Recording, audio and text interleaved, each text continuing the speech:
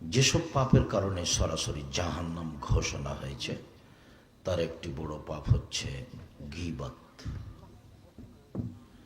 যেসব পাপের কারণে মানুষ জাহান্নামে যাবে বলে আল্লাহ এবং আল্লাহ রাসূল উল্লেখ করেছেন, তার একটি বড় পাপ হচ্ছে গীবত, পরনিন্দা।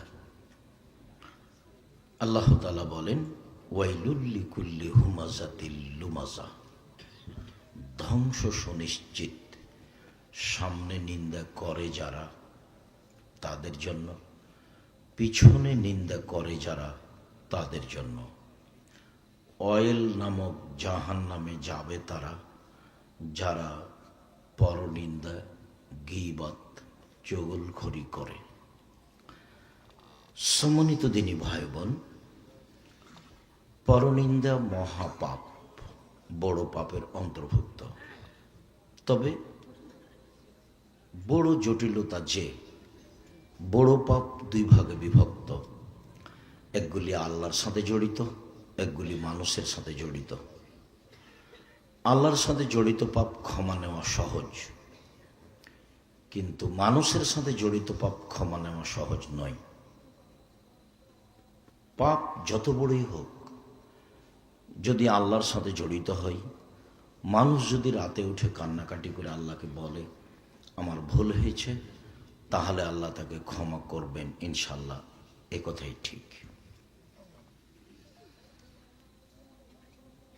কিভাবে? যখন আল্লাহ তাআলা ইবলিসকে বললেন যে আদমকে মেনে নে, তো ইবলিস বলল আদম হচ্ছে মাটির তৈরি, আমি হচ্ছে আগুনের তৈরি, আমি আদমকে মেনে নিতে পারি না।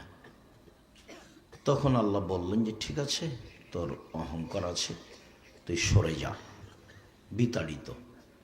তো ইবলিস বলল যে আমার একটা কথা শোনেন। কি কথা? আমাকে কিয়ামত পর্যন্ত বেঁচে থাকার সুযোগ দেন। তো আল্লাহ বললেন ঠিক আছে, তোমার কথা আমি মেনে নিলাম, এলা ওয়াক্তি মালুম, একটা সময় পর্যন্ত। ও বলেছে কিয়ামত পর্যন্ত, তবে আল্লাহ কিয়ামত পর্যন্ত ভাষা উল্লেখ করেননি। আল্লাহ ভাষা উল্লেখ করেছেন এলা ওয়াক্তি মালুম, একটা নির্ধারিত সময় পর্যন্ত। যখন ইবলিস সুযোগ পেয়ে গেল, তখন ইবলিস বলছে যে রব্বি,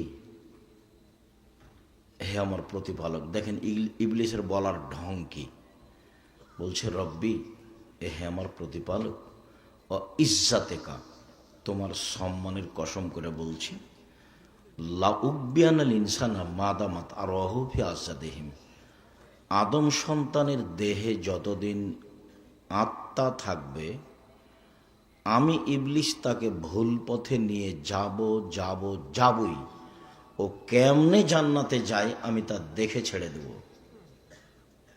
আপনারা মনে রাখবেন একটা কথা, যে পৃথিবীতে যত মানুষ, যত প্রাণী আছে, তার সবচেয়ে রিক্সে দিন কাটায় ইবলিস। সে আল্লাহর সামনে এ ওয়াদা করেছে যে আদম সন্তানকে জাহান্নামে নিয়ে যাবেই। যদি কাউকে নিয়ে যেতে না পারে তাহলে এটা তার ব্যর্থতা। সে ব্যর্থতা নিয়ে দুনিয়া থেকে যেতে রাজি নয়। যার কারণে আল্লাহ কোরআন মাজিদে বহু জায়গাতে বলেছেন যে শয়তান তোমাদের স্পষ্ট শত্রু, শয়তান তোমাদের খোলাখলি শত্রু। কতভাবে যে আল্লাহ বলেছেন। তো যাক, ইবলিস যখন বলল যে আদমের ছেলেমেয়ের দেহে শ্বাস থাকাকালীন আমি তাকে ভুল পথে নিয়ে যাবই যে কোনো মূল্যে, তখন আল্লাহ বলছে ও ইজ্জতি ও জালালি ও ইরতেফায়ে মাকানি, আমার সম্মানের কসম, আল্লাহ তাআলা বলছে আমার ইজ্জতের কসম, আমার মর্যাদার কসম, আমার উচ্চতার কসম, আদম সন্তান যতবার আমার কাছে ক্ষমা চাইবে ততবার ক্ষমা করে দেব। আল্লাহ এ কথা বলেননি যে যা তুই পারবি না, যা তুই পারবি না, এ কথা বলেননি। বলেছেন যে আদম সন্তান আমার কাছে ক্ষমা চাইলে আমি ক্ষমা করে দেব। এই সারমর্মে আনাস রাদিয়াল্লাহু তাআলা আনহু বলেন, রাসূল সাল্লাল্লাহু আলাইহি সাল্লাম বলেন, আল্লাহ তাআলা বলেন, মানে হাদিসে কুদসি, আল্লাহ তাআলা বলেন, ইবনা আদম মা দাওয়াতানি ওয়া রাজাতানি, আদম সন্তান তুমি আমাকে যেভাবে ডাকো আমি সেভাবে থাকি। আদম সন্তান তুমি আমাকে যেভাবে ডাকো আমি সেভাবে থাকি। তুমি যেভাবে আশা পোষণ করো আমি পূর্ণ করে থাকি। তুমি আমার কাছে ক্ষমা চাইলে ক্ষমা করে দিই। আমি পরোয়া করি না তুমি কত বড় পাপী, আমি পরোয়া করি না তুমি কত বড় পাপী। তুমি যেভাবে ডাকো আমি সেভাবে থাকি। তুমি যেভাবে আশা পোষণ করো সেভাবে আমি পূর্ণ করে থাকি। আবার বলছেন, ইবনা আদম, আদমের ছেলে মেয়ে শোনো, লাউ বালাগাত জুনুবুকা সামায়, তোমার পাপ বেশি হতে হতে যদি আকাশে লেগে যায়, পাপ আর পাপ, ফাস্তাগফারতানি, এরপরে যদি তুই আমার কাছে ক্ষমা চাও, গাফারতুল্লাহ, আমি তোমাকে ক্ষমা করে দেব। আল্লাহ উবালি, আমি পরোয়া করি না তুমি কত বড় পাপী, আমি পরোয়া করি না তুমি কত বড় পাপী। তুমি যেভাবে ডাকো আমি সেভাবে থাকি। তুমি যেভাবে ডাকো আমি সেভাবে থাকি। তুমি যেভাবে আশা পোষণ করো আমি সেভাবে পূর্ণ করে থাকি। আল্লাহ তাআলা দুনিয়াতে এভাবে বললেন, বিচারের মাঠে আবার আমাদের সামনে আসবেন। আদম সন্তানের সামনে আবার আল্লাহ তাআলা বিচারের মাঠে আসবেন, এসে বলবেন, ইবনা আদম আতাইলা বিকুরাবিলার যে খাতায়া, আজকে তো তোমরা উপস্থিত হয়েছো আকাশ জমিন পরিমাণ পাপ নিয়ে, পাপ আর পাপ, তোমাদের পাপে একবারে আকাশ জমিন পূর্ণ হয়ে আছে। মনে রেখো, আতেই তো কবে কোরা বেহাম্মাক ফেরা, আমি আল্লাহ উপস্থিত হয়েছি ওই পরিমাণ ক্ষমা নিয়ে। তোমার যে পরিমাণ পাপ আমার সেই পরিমাণ ক্ষমা, তোমার যে পরিমাণ পাপ আমার সেই পরিমাণ ক্ষমা, তোমার যে পরিমাণ পাপ আমার সেই পরিমাণ ক্ষমা। তোমার পাপ যত আমার ক্ষমা তত, তোমার পাপ যত আমার ক্ষমা তত, যদি শিরক না থাকে। এইটা হলো জটিল কথা। যদি শিরক না থাকে তাহলে তোমার পাপ যত আমার ক্ষমা তত। বাংলাদেশের লোকের বাঁচার পথ কি? বাংলাদেশে শিরকের বন্যা চলে। আমরা তো মনে করি পানির বন্যা, বন্যা যখন আসে তখন পানির বন্যা, শিরকের বন্যা আছে। দুধের ছেলে ঘুম থেকে উঠে গিয়ে স্কুলে গিয়েই বলছে, ও কালিমা তোমার আকাশ, ও কালিমা তোমার বাতাস। তা আকাশ বাতাস কি কালিমার না আল্লাহর? তাহলে বাংলাদেশের মানুষ জন্মসূত্রেই মুশরিক। বাংলাদেশের মানুষ ছেলে মেয়ে জন্মসূত্রেই মুশরিক। তোমরা কি পড়াশোনা করো সেটা আমার এখনো ধরা পড়েনি। বাংলাদেশের ছেলেরা ওর বাপ মা বলছে যে আমার ছেলের মেধা ভালো, গোল্ডেন পেয়েছে, আমি তাকে বড় ডাক্তার বানাবো, আমি তাকে বড় ইঞ্জিনিয়ার বানাবো। প্রায় ডাক্তারি চোর, প্রতারক। তোমাদের গ্রামের ভালো ডাক্তারের কথা আমি বলিনি, তবে যেই কোম্পানি তাকে টাকা দেয় সেই কোম্পানির ওষুধ লিখে। তো তোমার বাপ যে অত টাকা পয়সা খরচ করে পড়িয়েছে, তো এটা কি? প্রায় ইঞ্জিনিয়ারি চোর। দুই একজনের কথা আমি বলছি না, দেখো রাস্তাঘাট ঘর বাড়িতে ওর চুরি। তো এগুলো দিয়ে জাতির কি হবে? ওর জন্মই হলো শিরক দিয়ে, চলাফেরাই শিরক দিয়ে, ওর বিদ্যের সূচনাই শিরক। আবার ও প্রতারক।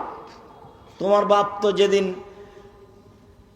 তুমি ম্যাট্রিক পরীক্ষা দাও, ভালো রেজাল্টের জন্য তিনজন শিক্ষক রেখেছিল। যেদিন তুমি বিশ্ববিদ্যালয়ে ভর্তি হওয়া ইন্টারের পরে, সেদিন সাবজেক্ট প্রতি একটা করে শিক্ষক রেখেছে।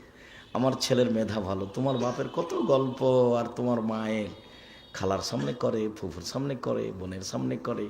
তোমার বাপের আর তোমার মায়ের গল্প খালি বন্যার মতো ভাসছে, সেটা তুমিও জানো। তার তুমি মেধাবী ছেলে, তো মেধার ফলাফলে তুমি হলে চোর, মেধার ফলাফলে তুমি হলে প্রতারক। আর তোমার মেধা যদি খুব বেশি ভালো হয়, সিরাজগঞ্জ জেলায় বাড়ি হিসেবে চলে গেছো লন্ডন আমেরিকায়, তারপরে তোমাকে তো তারা বড় চাকরি দিবে না। আব্দুল্লাহর বক্তব্য শোনো, এরা সব গোলাম, গোলামকে ওরা বড় চাকরি দিবে? খুব মেধা ভালো হিসাবে ওকে বলেছে যে আপনি হলেন সুইপারদের প্রধান, বেতন 5 লাখ। তো এখন যদি ও ঢাকা পিজি হাসপাতালে ডাক্তার হয়তো বেতন 3 লাখ, তো ওখানে ও 5 লাখ বেতনে তো থাকবেই। আবারও বলছে তোকে সিটিজেন দিলাম, তুমি এ নাগরিক, তো এখন বলছে যে আমি আমেরিকার নাগরিক, আমি আমেরিকার নাগরিক, আমি লন্ডনের নাগরিক। ওর বাপও বলছে আর মাও বলছে। ছেলে কিন্তু সুইপারের প্রধান।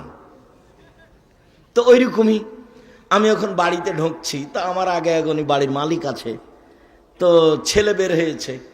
ছেলে এখন বাপকে বলছে গুড মর্নিং। এখন বাপও বলছে গুড মর্নিং। সকালে ফজরের সালাতের পরের ঘটনা। এখন আমি কি করতে পারি? খেতে বসে আমি এখন বলছি ভাইজান আমি কি বলি, আসলে লন্ডন টাকা ইনকাম করতে এসেছি, ধর্ম বিক্রি করতে আসিনি, আদর্শ বিক্রি করে খেতে রাজি নই। কয়েক কোটি গুড মর্নিং যদি এক পাল্লায় দাও আর একটা যদি আসসালামু আলাইকুম এক পাল্লায় দাও, বলো তো কোন পাল্লা ভারী হবে? তো তোমার বাপ তোমাকে কি শিখালো? তোমার বাপ মায়ের অবস্থা দেখলে আমার মনে হয় চাঁপাইনবাবগঞ্জের ভাষা, আমও গেল ছালাও গেল, কাঁদতে কাঁদতে দুই চোখও গেল। আর যদি চাঁপাইনবাবগঞ্জের ভাষা বুঝতে না পারো তাহলে ছোটকালে একটা কবিতা পড়েছিল, ওইটা বললে ভালো বুঝতে পারবা। সেটা কি? বাবু বলে মাঝি চাঁদ কেন বাড়ে কমে রে। তো মাঝি বলছে এসব কি আর আমি জানি, তোর জীবন চারা নাই মিছে। মাঝি এই হয় কেন রে, ওসব কি আর আমি জানি, দেখি তোর জীবন আটা নাই মিছে। মাঝি এসব বলতে পারিস, আমি কি ওসব জানি, দেখি তোর জীবন 12 আনাই মিছে। এই পর্যন্ত বাবু পৌঁছেছে। তো বাতাস উঠেছে, নৌকা হিলে উঠেছে। এখন মাঝি বলছে বাবু সাঁতার জানো বাবু? তখন বাবু বলছে না রে মাঝি, না আমি তো সাঁতার জানি না। এখন মাঝি বলছে বাবু এখন দেখি তোর জীবন 16 আনাই মিছে। তোমার বাপের অবস্থা এই, তোমার মায়ের অবস্থা এই, দেখো তুমি তলিয়ে। না না, তোমার মা বুঝে ছেলে মানুষ করা? আরে ছেলে মানুষ করতে হবে জাতির জন্য, জাতিকে পরকালমুখী করার জন্য। তোমার বাপ টাকার স্বার্থে ছেলে মানুষ করেছে। তোমার বাপ জোর করে টাকা নিতে পারবে? তুমি এই দেশে চাকরি করো কোম্পানিতে, 10 লক্ষ টাকা তোমার বেতন, কোম্পানি, আর যে কোম্পানির মালিক সে হলো ভোদাই, ও অক্ষরও চিনে না। কত দেখবে? তাহলে টাকা ভোদাইয়ের না তোমার বাপের? টাকা তো উপর থেকে লিখা আছে, টাকা কত ইনকাম করবা তুমি লিখা আছে উপর থেকে। হায়াতাহা অমাউতাহা অরিস্কাহা অমাসায়েবা। আমি মাস্ক ব্যবহার করিনি, মাস্ক ব্যবহার করে ভাগ্য বাড়াতে আমি রাজি নই। কেন? আল্লাহ নবী বলেছেন যে মানুষের সৃষ্টির 50,000 বছর পূর্বে, আদমের সৃষ্টির 50,000 বছর পূর্বে ওর লেখা আছে 4টে জিনিস। 1 তার মরণ, 2 তার জীবন, 3 তার রুজি, 4 তার বিপদ আপদ, করোনা। করোনা লেখা আছে। যদি সেদিন তার করোনা লেখা হয়ে থাকে আর আজকে যদি পাথরের ভেতরে ঢুকে রেহাই পাবে না।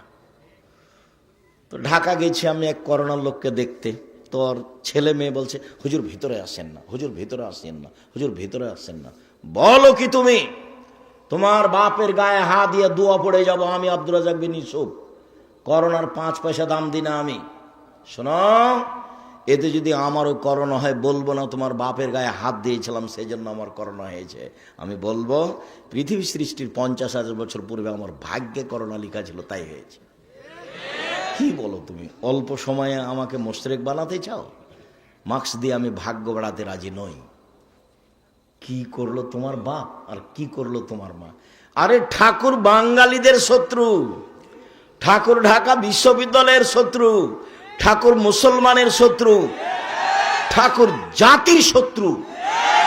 যেদিন ভারত বাংলাদেশ পাকিস্তানের মুসলমান ইংরেজদের হাতে নির্যাতিত, সেদিন ঠাকুর লন্ডনে মুছ পাকায়। সেদিন ঠাকুরের মান মর্যাদা লন্ডনে দেখে কে? সেই ঠাকুরের কবিতা আমার ছেলে পড়ে। আমি অত কাপুরুষ নই, আমি অত মূর্খ নই। আমি আপনাকে কোনোদিন শিক্ষিত মনে করতে পারিনি, না আপনাকে, না আপনার ছেলেকে, না আপনার মেয়েকে, না আপনার জাতিকে। আমি আব্দুর রাজ্জাক বিন ইউসুফ 90 সাল থেকে আছি, এইভাবেই আছি। আমার ছেলেকে সকালে উঠে 1 মিনিটের জন্য আমি বলতে দিতে রাজি নই ও কালিমা তোমার আকাশ, ও কালিমা তোমার বাতাস। আমি 90 সাল থেকে বলে আসি তোর বাপের আকাশ, এই কথা আমি সেদিন থেকে বলে আসি। মামলা তো সুনামগঞ্জ কোর্টে 1000 কোটি টাকার, আর সিলেট কোর্টে 5000 কোটি টাকার। এই কারণে আমি নাকি ঠাকুরের নিন্দা করেছি, ঠাকুরের মানের হানি হয়েছে। কি তোর বাপের আকাশ, এতে ঠাকুরের কি হয়েছে? মানের হানি হয়েছে। ঠাকুর বলেছে ও কালিমা তোমার আকাশ, ও কালিমা তোমার বাতাস। তোমার বাপের সাজে, তোমার মায়ের সাজে, আমার সাজে না বেটা। তোমার মায়ের সাজে, তোমার বাপের সাজে, তোমার সাজে, তোমার বোনের সাজে, আমি আব্দুর রাজ্জাক বিন ইউসুফ আমার সাজে না। আমি কোনোদিন গ্রহণ করিনি। এত বড় ন্যাক্কারজনক নোংরা কথা, আল্লাহর সাথে শিরক করা, এই কাজ আমি গ্রহণ করি না, করবো না ইনশাআল্লাহ। সম্মানিত দিনী ভাই বোন, বলছিলাম বিচারের মাঠে আল্লাহ বলবেন, আদম সন্তান শোনো, তোমার যেই পরিমাণ পাপ আমার সেই পরিমাণ ক্ষমা। আদমের ছেলে মেয়ে শোনো, তোমার যেই পরিমাণ পাপ আমার সেই পরিমাণ ক্ষমা। তোমার পাপ যত আমার ক্ষমা তত, যদি শিরক না থাকে। নেন এবার। কিন্তু বাংলাদেশ কথায় কথায় শিরক, কাজে কর্মে শিরক, ওর বিদ্যায় শিরক, ওর লেখাপড়ায় শিরক, ওর জাতাতি শিরক, ওর খাওয়া পিনা শিরক। তো কি দিয়ে টিকবে বিচারের মাঠে? তাহাজ্জুদ পড়ে হবে? তাহাজ্জুদ পড়ে হবে না তো, শিরক বন্ধ করতে হবে। ইঁদারাতে কুকুর পড়েছে, তো বলছে যে 30 বালতি পানি উঠাও, তাহলে কুকুর পবিত্র হয়ে যাবে। তো বলছে ভাইজান কুকুর ভেতরেই আছে, তাহলে কি হবে? উঠাতেই আছে, তো ওঠাতেই থাকলে তো আর হবে না। আগে ওকে উঠে ফেলতে হবে, আগে শিরক বন্ধ করতে হবে জাতির, তারপরে আল্লাহকে বলা। জাতি শিরকে ডুবে আছে, আর আপনি বলছেন আমার ছেলে বড় শিক্ষিত। আমার ছেলে গোল্ডেন পেয়েছে, আমার ছেলে লন্ডনে থাকে, আমার ছেলে উচ্চ শিক্ষিত। ছেলে তো মানুষ করবেন জাতির জন্য, যা হবে হবে। আল্লাহ রসুল বলছেন আনফেকালা ইয়ালিক মিন তাওলিক, তুমি তোমার ছেলে মেয়ের পিছনে পয়সা খরচ করো, তোমার উপার্জিত সম্পদ। এই দেশের কর্ণসূতির তালুকদার তার ছেলে মেয়েকে মানুষ করবে তালুকদারি জমিদারি দিয়ে, আপনি মানুষ করবেন চাকরি করে। আরেকজন মানুষ করবে তার ছেলে মেয়েকে দিন মজুরি করে, আরেকজন মানুষ করবে তার ছেলে মেয়েকে ভিক্ষা করে।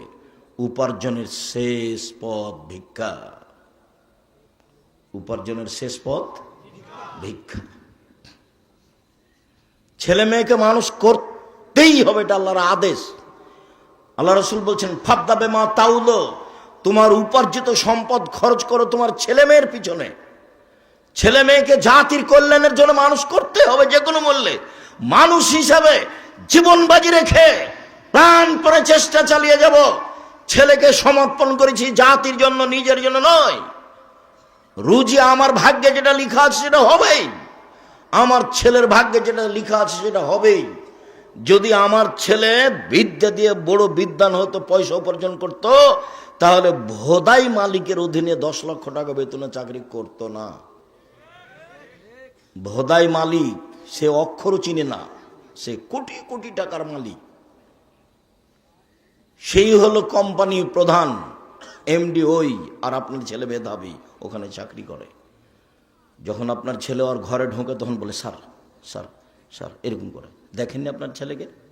বেতন 10 লক্ষ।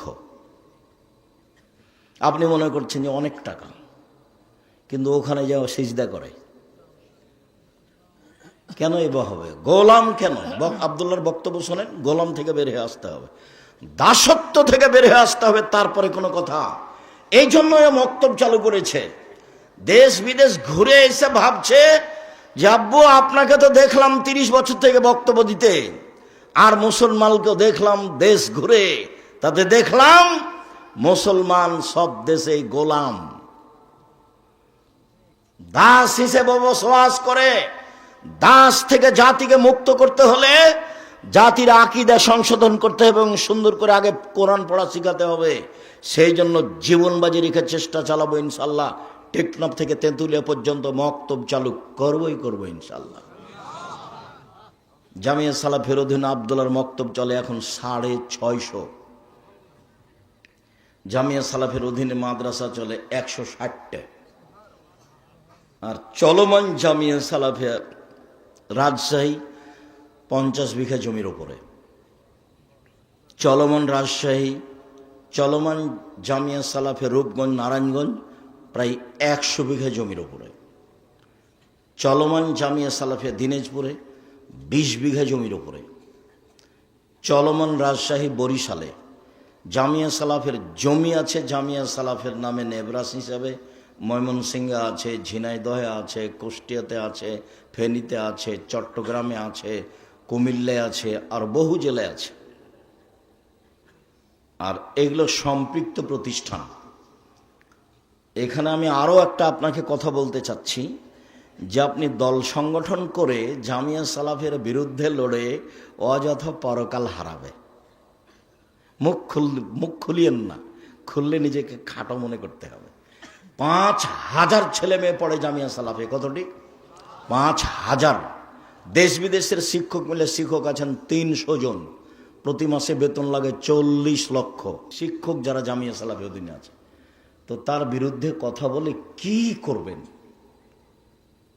নিজেকে হারাবেন, আপনার পরকালও হারাবে, ইহকালও হারাবে, টিকতে পারবেন না তো।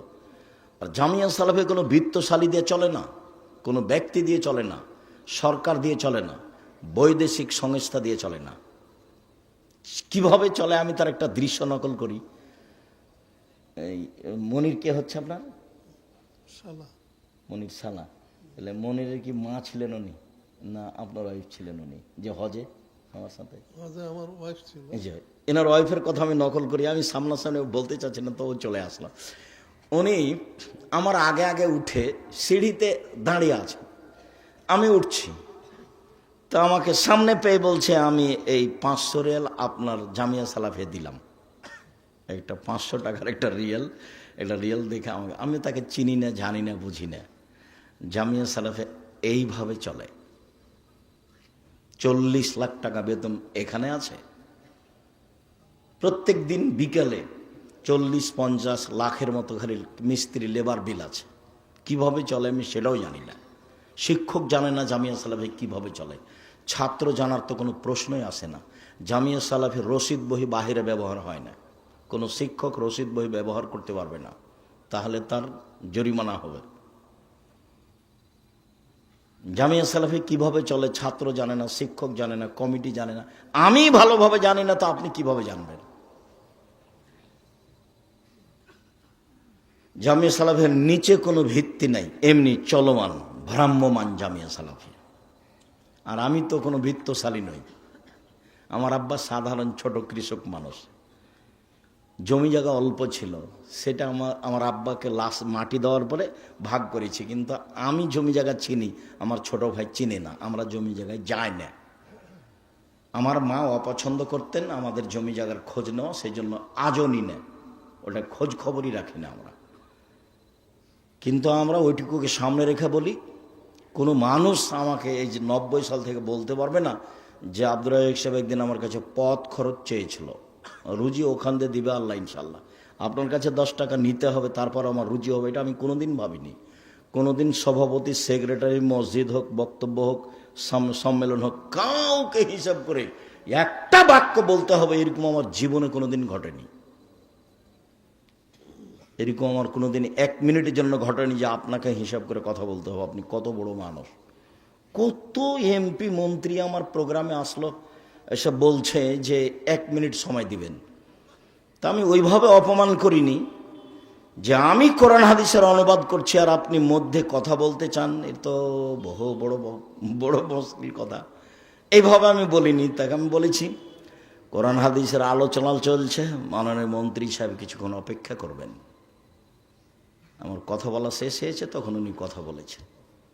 কত এমপি মন্ত্রীকে আমি দেখলাম, বক্তব্য ছেড়ে দিয়ে তাকে কথা বলতে দিব, এরকম আমার জীবনে একদিন 1 মিনিটের জন্য ঘটেনি।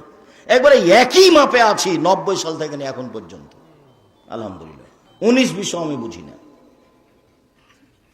সম্মানিত দিনী ভাই বোন, শিরক মহাপাপ।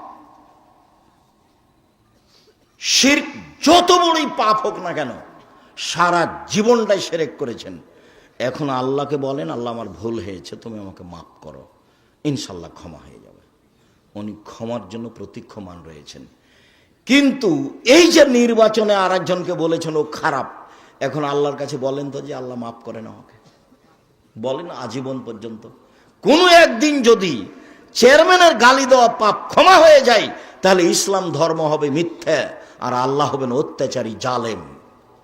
আল্লাহ বলেছেন ইন্নী হারাম তো জুলমা আলাইয়া, আমি আল্লাহ অত্যাচারকে আমার উপরে হারাম করেছি, আমি অত্যাচার করব না। তুমি যার বদনাম করেছো ক্ষমা সেখানে নাও, আমার কাছে কেন? পাপের জগতে সুদ খাওয়া মহাপাপ। আপনাকে অবাক হতে হবে, সুদের পাপের যে ভাষা আল্লাহ নবী উল্লেখ করেছেন, পৃথিবীর কোনো পাপের ভাষা এভাবে উল্লেখ করেননি। একবার আল্লাহ রাসূল বলছেন, মাইয়াকুল দিরহাম রিবাহু ইয়ালাম আসাদ্দু মিন সিত্তাতি ওয়া সালাসিনা জিনিয়া, কেউ যদি জেনে শুনে 1 টাকা সুদ খায়, 36 বার জেনা করে যত পাপ হবে, 1 টাকা সুদ খেলে তার চেয়ে বেশি পাপ হবে। রাসূল সাল্লাল্লাহু আলাইহি ওয়াসাল্লাম বলছেন, আর রিবা সাবুনা জুজান, আয়েশা রাদিয়াল্লাহু আনহা মাহু, সুদের পাপের 70টি ভাগ রয়েছে, ছোট থেকে বড়, বড় থেকে ছোট। তার সবচেয়ে ছোট ভাগ হলো মার সাথে জেনা করলে যেমন পাপ হয়, শিরক মহাপাপ, কিন্তু ভাষা এরকম নয়। পিতা মাতার অবাধ্য চলা পৃথিবীতে 2য় মহাপাপ, কিন্তু ভাষা এমন নয়। মিথ্যা সাক্ষী পৃথিবীতে 3য় মহাপাপ। সিরাজগঞ্জ জেলে বহু মানুষ আছে 20 বছর 30 বছর থেকেও নিজেও জানে না আমি কেন জেলে। জজ জানে না ঘটনা কি, উকিল জানে না ঘটনা কি, সাক্ষীও জানে না ঘটনা কি। সাক্ষীকে 50,000 টাকা দিয়েছে আর বলে দিয়েছে তুই এভাবে বলবি জজের সামনে, কি আমি 2 চোখে মারতে দেখেছি। যার কথা বলছে যে আমি 2 চোখে মারতে দেখেছি, সে কিন্তু সে সিরাজগঞ্জে ছিল না সেদিন, অথচ বলছে যে আমি 2 চোখে মারতে দেখেছি। তাহলে সাক্ষীও জানে না ঘটনা কি, উকিল তো জানেই না, জজ তো জানেই না। এখন যে ব্যক্তি জেলে আছে সেও বলছে ব্যাপারটা কি রে, আমি কেন জেলে? আল্লাহ রাসূল বলছেন লা ইয়াদরিল কাতিল ফিমা কাতালা ওয়াল মাকতুল ফিমা কুতিলা, হত্যাকারী বুঝবে না কেন আমি মারছি, নিহত ব্যক্তি বুঝবে না কেন আমি মরলাম। যে মারছে তাকে 1 লাখ টাকা দিয়েছে, বলেছে অমুককে মেরাই, তো এখন ওকে গিয়ে মারছে, তো কেন মারছে ও তো জানে না। আর যাকে মারা হচ্ছে সে বলছে আমি তাকে চিনি না, আমাকে মারছে কেন, ঘটনা কি, মারলই তো। আল্লাহ রাসূল বলছেন হত্যাকারী জানে না কেন আমি মারছি, নিহত ব্যক্তি জানে না কেন আমি মরলাম। 20 বছর থেকে জেলে আছো, নিজে জানে না আমি কেন জেলে। ও কি জানবে? জজও জানে না। ও কি জানবে? উকিলও জানে না। ও কি জানবে? সাক্ষীও জানে না। যার কারণে সাক্ষী পৃথিবীতে 3য় মহাপাপ। মিথ্যা সাক্ষী পৃথিবীতে 3য় মহাপাপ। মিথ্যা সাক্ষী পৃথিবীতে 3য় মহাপাপ। 2য় মহাপাপ বাপ মায়ের অবাধ্য চলা। পাপ যত বড়ই হোক, সুদের ভাষা যেভাবে আল্লাহ নবী উল্লেখ করেছেন ভাষা এমন নয়। সাক্ষী যত বড়ই পাপ হোক না কেন, সুদের ভাষার সাথে তার মিল নেই। শুনুন, মানুষকে হত্যা করা মহাপাপ, কিন্তু ভাষা এমন নয়। সুদের পাপের ভাষা, কেউ যদি জেনে শুনে 1 টাকা সুদ খায়, 36 বার জেনে করে যত পাপ হবে, 1 টাকা সুদ খেলে তার চেয়ে বেশি পাপ হবে। পাপের জগতে কোনো পাপের ভাষা এরকম নয়। সুদের পাপের 70টি ভাগ রয়েছে। ছোট ভাগ হলো মার সাথে জেনা করলে যেমন পাপ হয়। কি দিয়ে আপনাকে আমি বুঝাই সুদের পাপের ভাষা কি? অবাক কথা, যে সুদ দিন রাত মানুষে খাচ্ছে কোনো পাপই নয়, কোনো হিসাবই করতে পারে না। সম্মানিত দিনী ভাই বোন, সুদের আলোচনায় লম্বা আলোচনা জেনে নেবেন। এখানে বলছি সুদ যত বড়ই পাপ হোক না কেন, কোটি কোটি টাকা সুদ খেয়েছে, আজকে বলছে আল্লাহ আমি সুদের লেনদেন বন্ধ করলাম, জিন্দেগিতে আর কোনোদিন সুদের সাথে সম্পৃক্ত থাকবো না, আমি তোমার সাথে ওয়াদাবদ্ধ, তুমি আমাকে মাফ করো, ইনশাল্লাহ সব পাপ ক্ষমা হয়ে যাবে। কিন্তু আপনি কারো বদনাম করেছেন, আল্লাহকে বলেন তো এখন এই জন্য আমি যখনই বক্তব্য দিয়েছি তখন বলেছি 4টা জিনিস মনে রাখবেন। 1, 5 ওয়াক্ত সালাত, 2, হালাল রুজি, 3, কোরআন তেলাওয়াত, 4, আড্ডা পিটা নিষেধ। আড্ডা পিটা 2 ধরনের। একটা দোকানে বসে ঘন্টার ঘন্টা গল্প করছেন, কার কথা যে কি বলছেন ধোলায় অন্ধকার। ওদিকে ল্যাংটা মেয়ে নাচছে আর এদিকে আপনি বসে আছেন আর একজনের বদনাম করছেন। আর একটা হলো মোবাইল নিয়ে ঘন্টার ঘন্টা ল্যাংটা মেয়ে দেখায়, হলো আড্ডা পিটা। এইসব আড্ডা পিটা একেবারেই হারাম। আড্ডা পিটা টোটালি হারাম। আড্ডা পিটা চিরদিনের জন্য হারাম। একরাহুল কালামাবাদ।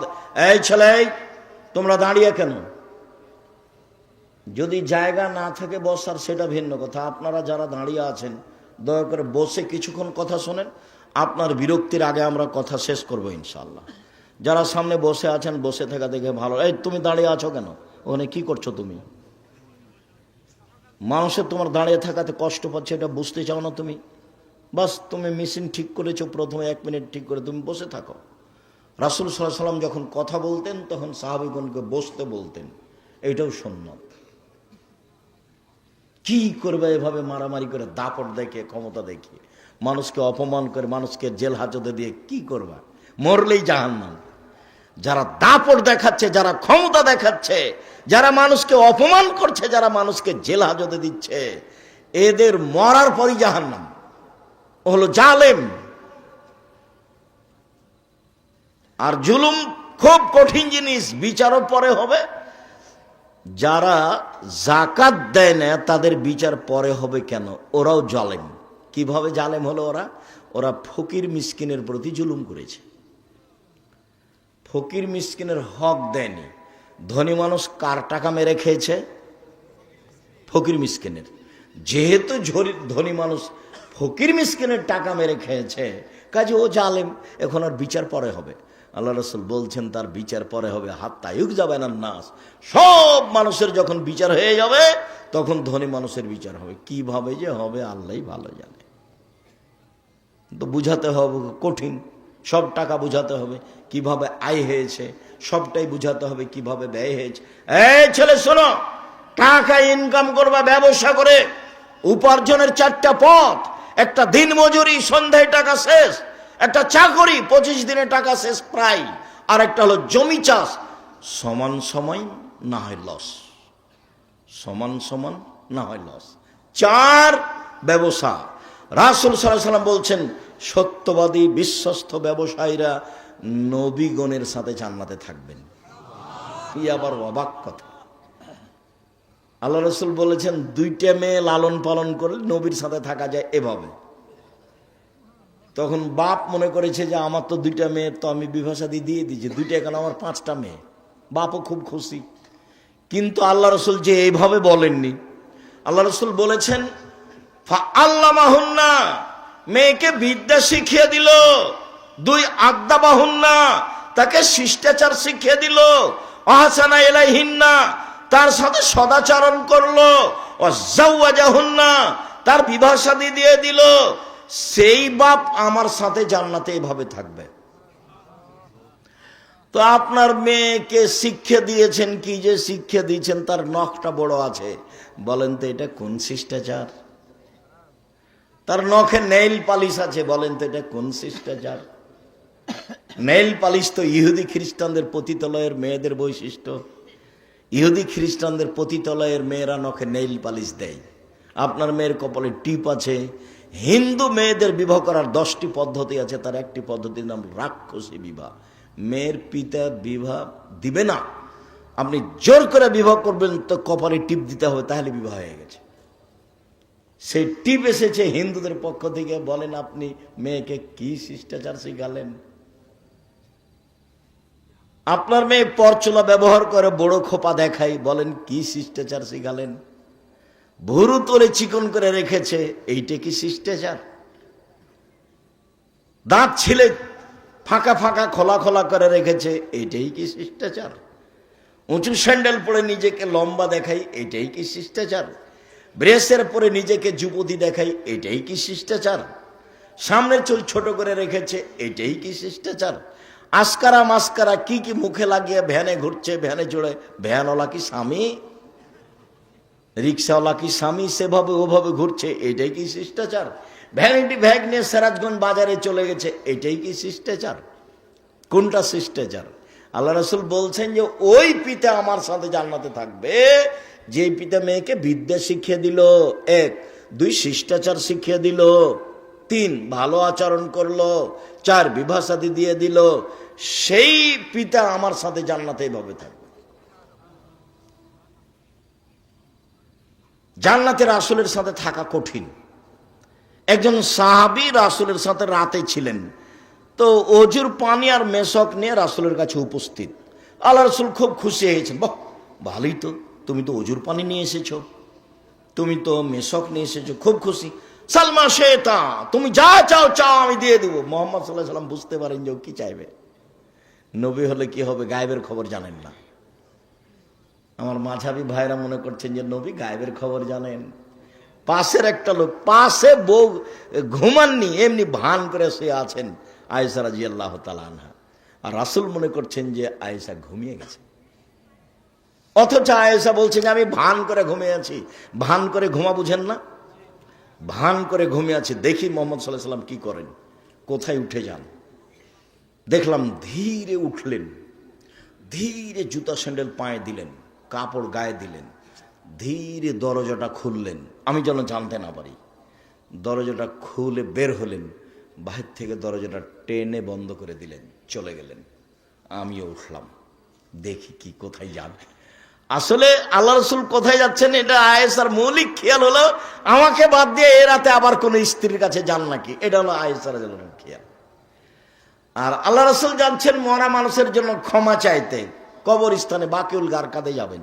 জান্নাতুল বাকি তার নাম নয়, তার নাম হচ্ছে বাকিউল গারকাদ। ভারত বাংলাদেশ পাকিস্তানের নাম দিয়েছে জিন পাহাড়, আর জান্নাতুল বাকি কবরস্থানের নাম দিয়েছে জান্নাতুল বাকি, নাম বাকিউল গারকাদ। তো এবার উঠে দেখছেন, দেখি কোথায়, ওই যে কবরস্থানে 100 গজ দূরে হবে, এবার পাশেই মসজিদে নববীর সাথে কবরস্থান। ওই যে হাত তুলে দোয়া করলেন, 1 বার 2 বার 3 বার হাত তুলে দোয়া করলেন, তারপরে হাঁটতে লাগলেন ফিরে।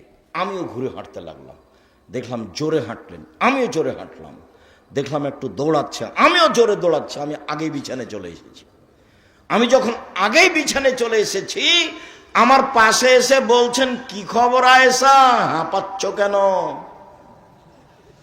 তখন আমি বললাম যে আমি তো মিথ্যে কথা বললে জিবরাইল আপনাকে বলে দিবে, আসলে আমি পরীক্ষা করছিলাম আপনি যান কোথায়।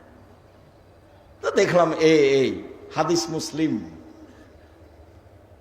সম্মানিত দিনী ভাই বোন, কথা প্রসঙ্গে কথা এসে সেই জন্য বলছিলাম পাপের জগতে বড় পাপ মানুষের বদনাম, গীবাত, কিন্তু মানুষের সাথে জড়িত পাপ। জেনা মহাপাপ। রাসূল সাল্লাল্লাহু আলাইহি সাল্লাম বলেন, আল বিকর বিল বিকর জিলদু মিয়া তাগরিব সানা। অবিবাহিত ছেলে মেয়ে যদি জেনা করে 100 লাঠি পিটিয়ে এলাকা থেকে 1 বছরের জন্য তাড়িয়ে দিতে হবে। তিনি বলেন, আসাইবা বিসাইবা রাজম। বিবাহিত পুরুষ নারী যদি জেনা করে তাহলে তাকে ইট ঢেল পাথর দিয়ে মেরে মেরে মেরে ফেলতে হবে, তাকে মারতেই হবে। বিবাহ করার পরে জেনায় লিপ্ত হলে তার বেঁচে থাকার পৃথিবীতে কোনো পথই নেই। 3 শ্রেণীর মানুষকে হত্যা করতে হয়, 2 শ্রেণীর মানুষের বাঁচার পথ আছে। 1, কেউ বললো আমি কোরআন মাজিদ মানি না, তাহলে ও মোরতাদ, সরকারিভাবে তাকে হত্যা করতে হবে, সরকারিভাবে তাকে ফাঁসির মঞ্চে নিয়ে যাওয়া হয়েছে, ফাঁস গলায় দেওয়া হবে। ও বলছে আমার ভুল হয়েছে, আমার ভুল হয়েছে, আমার ভুল হয়েছে। কোরআন মাজিদ আল্লাহর বিধান, আল্লাহর কালাম, আমি ভুল স্বীকার করলাম, তখন তাকে ফাঁস থেকে নামিয়ে নিতে হবে। পাপ ছিল হত্যার। 2, কেসাস। আপনি আমাকে হত্যা করেছেন, আমার বাপ আপনাকে হত্যা করে নেবে, এর নাম কেসাস। কোরআন মাজিদে উল্লেখ হয়েছে আয়াত, কত হাদিস। এখন আপনার কেসাস হিসেবে আপনাকে ফাঁসির মঞ্চে নিয়ে যাওয়া হয়েছে, আপনি আমাকে হত্যা করেছেন, এখন আপনার গলায় ফাঁস দেওয়া হবে। তখন আমার বাপ মা চিল্লাচিল্লি করে বলছে, আমরা মাফ করে দিলাম, কেসাস নিব না, আমরা মাফ করে দিলাম, কেসাস নিব না। তাহলে তাকে ফাঁস থেকে নামিয়ে নিতে হবে। পাপ ছিল হত্যার যোগ্য, কিন্তু ফাঁসি হলো না। 3, বিবাহ করার পরে যদি কেউ জিনায় লিপ্ত হয় তাহলে তাকে ইট ঢেল পাথর দিয়ে মেরে মেরে মেরে ফেলতে হবে, ফাঁসি দিতে হবে। বেঁচে থাকার পৃথিবীতে কোনো পথঘাট নেই। 1 মিনিট। গামেদ সম্প্রদায়ের একজন মহিলা এসে বলছে আল্লাহ রসুলকে, তাহিরিনী ইয়া রাসূলুল্লাহ, আল্লাহ রসুল আমাকে পবিত্র করেন। মহিলা এসে বলছে।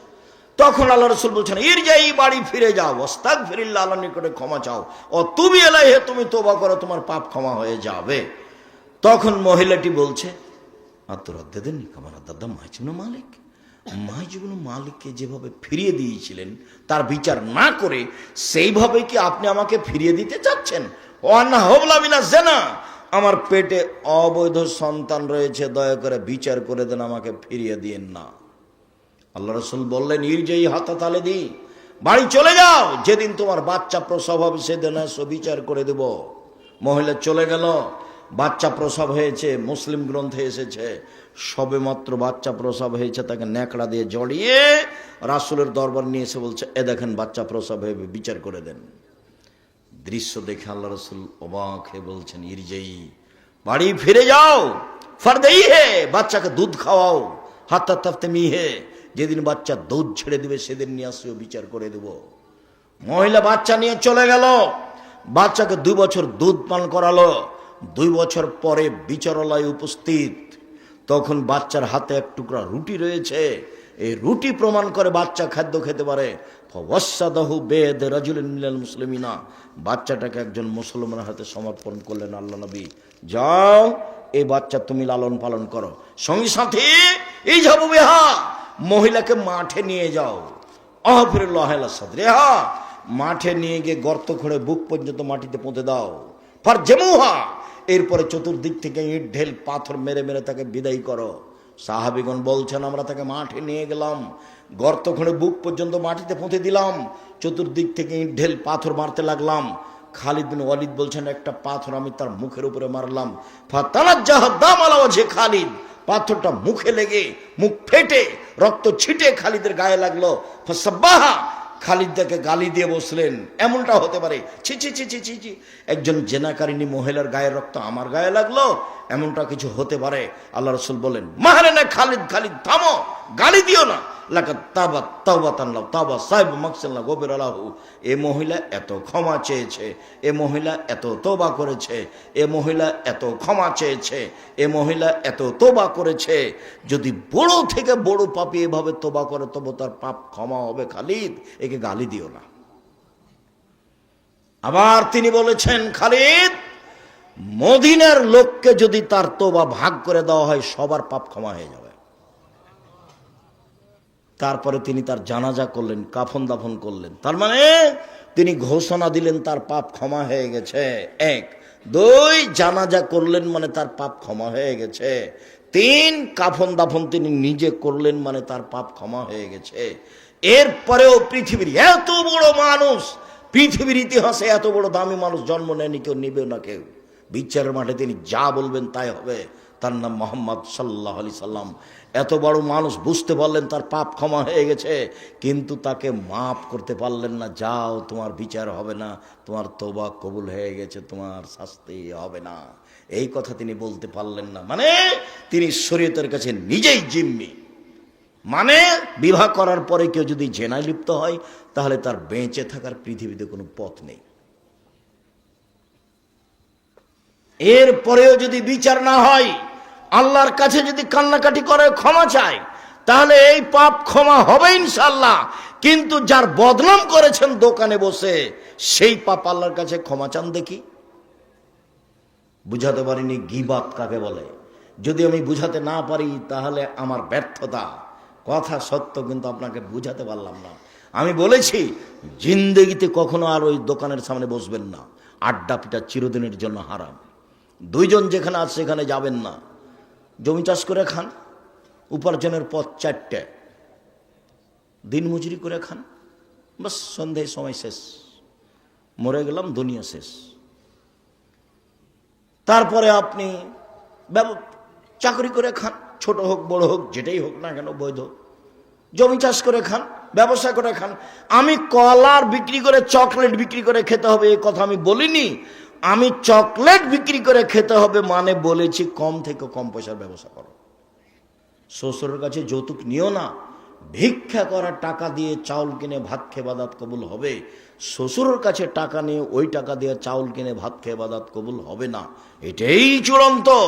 তখন আমি বলেছি ভিক্ষা করে খাও। শ্বশুরের কাছে টাকা নিলে কেন?